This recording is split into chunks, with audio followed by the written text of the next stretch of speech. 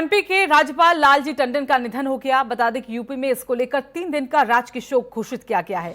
लालजी टंडन के निधन पर प्रधानमंत्री मोदी ने शोक जताया है। निधन पर सीएम योगी ने भी अपनी शोक संवेदनाएं प्रकट की हैं। वहीं रक्षा मंत्री राजनाथ सिंह ने भी शोक जताया है।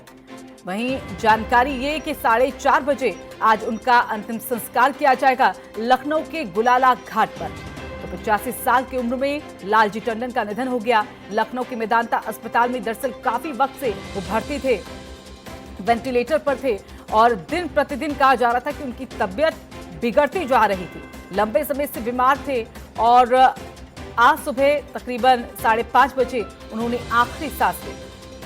85 साल की उम्र में लालजी टंडन का निधन हो गया। उनके बेटे यूपी सरकार में जो मंत्री हैं आशुतोष टंडन, उन्होंने इस बात की जानकारी दी ट्वीट करके।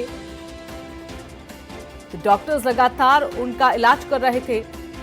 हाल में ही 11 जून को वो भर्ती हुए थे और फिर उनका एक ऑपरेशन भी हुआ, लेकिन तबीयत लगातार उनकी बिगड़ रही थी और कहा जा रहा है कि कल देर रात भी उनकी तबीयत काफ़ी बिगड़ गई। वेंटिलेटर पर उन्हें रखा गया और आज सुबह उन्होंने आखिरी सांस ली। और आदित्य द्विवेदी हमारे साथ, हमारे सहयोगी जुड़ गए हैं लखनऊ से, उनका रुख कर लेते हैं। तो आदित्य, एक एक करके जानकारी यहाँ पर मिल रही है। पहले केशव प्रसाद मौर्य को भी अयोध्या जाना था, लेकिन अब वो दौरा भी यहाँ पर रद्द कर दिया गया है। एक एक करके शोक संवेदनाएं यहाँ पर सामने आ रही हैं लालजी टंडन को लेकर। हाँ ऋतु, आज उप मुख्यमंत्री केशव प्रसाद मौर्य को अयोध्या पहुंचना था। 5 अगस्त को वहां पर प्रधानमंत्री पहुंच रहे हैं, तो इसको लेकर जो तैयारियां चल रही थी इन सब का वहां पर उनको जायजा लेना था। कल भाजपा के प्रदेश अध्यक्ष स्वतंत्र देव सिंह भी अयोध्या ही पहुंचे हुए थे, वो अयोध्या में ही थे। इसी कड़ी में आज केशव प्रसाद मौर्य को जाना था, लेकिन अचानक ये दुखद समाचार जैसे ही मिला है तो उनका कार्यक्रम निरस्त हो गया है।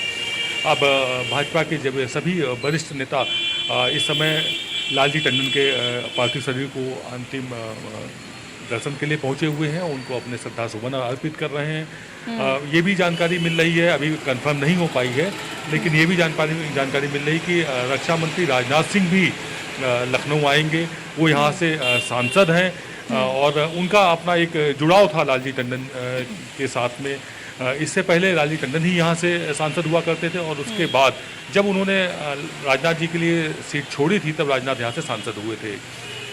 मुख्यमंत्री ने भी शोक संवेदना व्यक्त की है और अगर हम विपक्षी पार्टियों की बात करें ऋतु, तो मायावती ने भी शोक संवेदना व्यक्त की है। समाजवादी पार्टी से भी शोक संदेश आए हुए हैं, प्रधानमंत्री का भी शोक संदेश आया हुआ है। तो एक शोकाकुल माहौल है पूरे लखनऊ में और राजनीतिक गलियारे में। राजनीतिक गलियारों में शोक है, लेकिन जिस तरह से आपने जिक्र किया मायावती का, कहा जाता है कि दोनों ही भले दूसरी पार्टियों से हो, मायावती बीएसपी सुप्रीमो हैं और लालजी टंडन बीजेपी के कद्दावर नेता हैं, लेकिन दोनों के अगर रिश्तों को बात करें राजनीति से इतर होते तो कहा जाता है कि भाई और बहन के जैसा रिश्ता था। मायावती कई बार उन्हें राखी भी बांधा करती थी।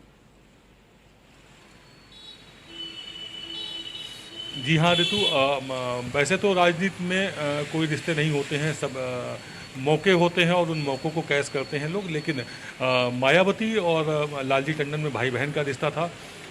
जब भी मायावती कभी संकट में आई हैं तो लालजी टंडन ने एक भाई की तरह उनका साथ निभाया था और इसी नाते वो उनको राखी बांधने भी आती थी।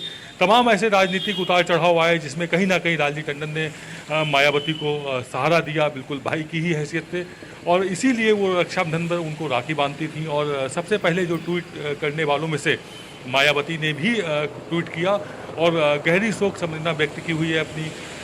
जब बसपा कभी संकट में आई और सरकार बनने की ज़रूरत हुई तो भाजपा द्वारा समर्थन का जो सूत्रधार रहे वो लालजी टंडन ही रहे। लालजी टंडन का अपना संघर्ष में एक जीवन रहा है ऋतु। काफ़ी विषम परिस्थितियों में उन्होंने राजनीति शुरू की थी और राजनीति को एक मिशन सामाजिक सेवा, समाज सेवा के तहत ही आगे बढ़े हुए थे और इन जैसे मूल्यों वाले नेता अब बहुत कम ही बचे हुए हैं। लालजी टंडन उस पंक्ति के अंतिम नेताओं में से थे जो राजनीतिक मूल्यों को बनाए रखते थे और उन्होंने कई आदर्श प्रस्तुत किए हुए थे। ये सर्वमान्य नेता थे, कोई भी किसी भी राजनीतिक दल का हो, लेकिन लालजी टंडन की यदि बात होती थी तो इनका पूरी तरह से सम्मान होता था, इनकी बात मानी जाती थी। जी बिल्कुल, जो कह सकते हैं कि बहुत ही कम उम्र में जो संघर्ष किया, उस संघर्ष की बलबूते एक अपना स्थान जो है वो कहीं ना कहीं राजनीति में स्थापित किया, और यही नतीजा है कि आज हर कोई उन्हें श्रद्धांजलि दे रहा है, उन्हें याद कर रहा है कि उनका व्यक्तित्व कैसा था।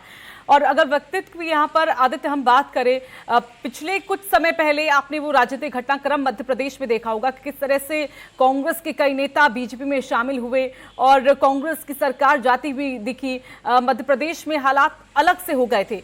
उस परिस्थिति को संभालने में कहीं ना कहीं ये अहम भूमिका लालजी टंडन की उस वक्त वहां पर रही है।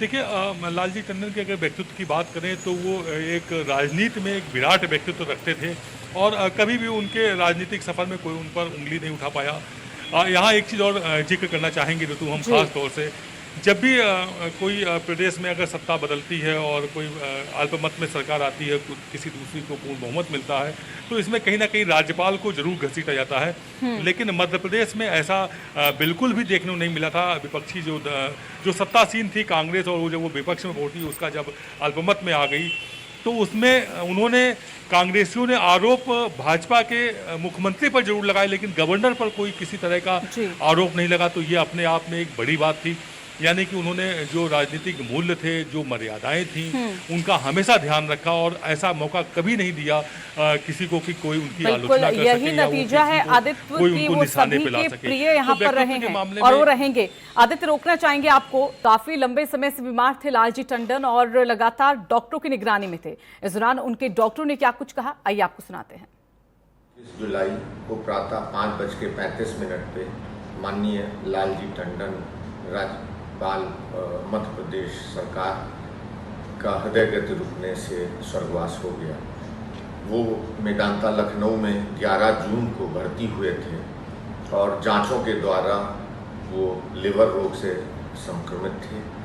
धीरे धीरे उनके गुर्दे और लिवर ने काम करना बंद कर दिया था।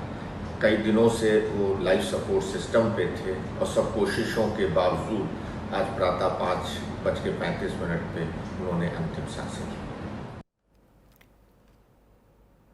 तो आदित्य हमारे साथ, हमारे सहयोगी यहाँ पर जुड़े हुए हैं। आदित्य, क्योंकि अब लालजी टंडन हमारे बीच में नहीं रहे, एक एक करके उनसे जुड़ी जो बातें हैं, जो यादें हैं, वो अब सामने आ रही हैं। कई राजनेता अब बता रहे हैं कि जो उनसे मुलाकात का दौर था, चाहे वो आखिरी समय का हो, चाहे वो एक ऐसे क्षण का हो जब उनसे कुछ ना कुछ सीखने को यहाँ पर मिला, उसको यहाँ पर याद किया जा रहा है। लेकिन इस बीच एक कहा जाता है, ये कई लोगों के जरिए सुना भी गया है कि अटल बिहारी वाजपेयी के वो बहुत ही करीबी थे, भाई मानते थे, एक अपना दोस्त मानते थे, और अटल बिहारी वाजपेयी ने ही राजनीति में उनको आगे बढ़ाया। कहा जाता है कि जब लोकसभा का चुनाव लड़ा, जब लोकसभा वो पहुंचे, तो अटल बिहारी वाजपेयी के खड़ाऊ लेकर वो पहुंचे थे।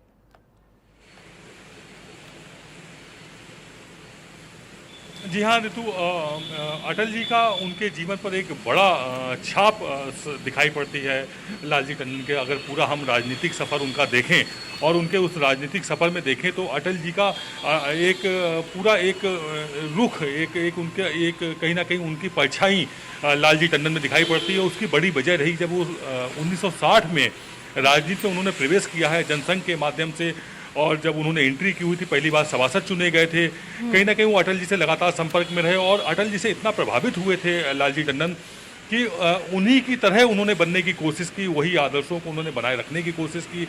अटल बिहारी वाजपेयी को वो अपना दोस्त तो मानते थे, साथ में बड़ा भाई और पिता भी मानते थे।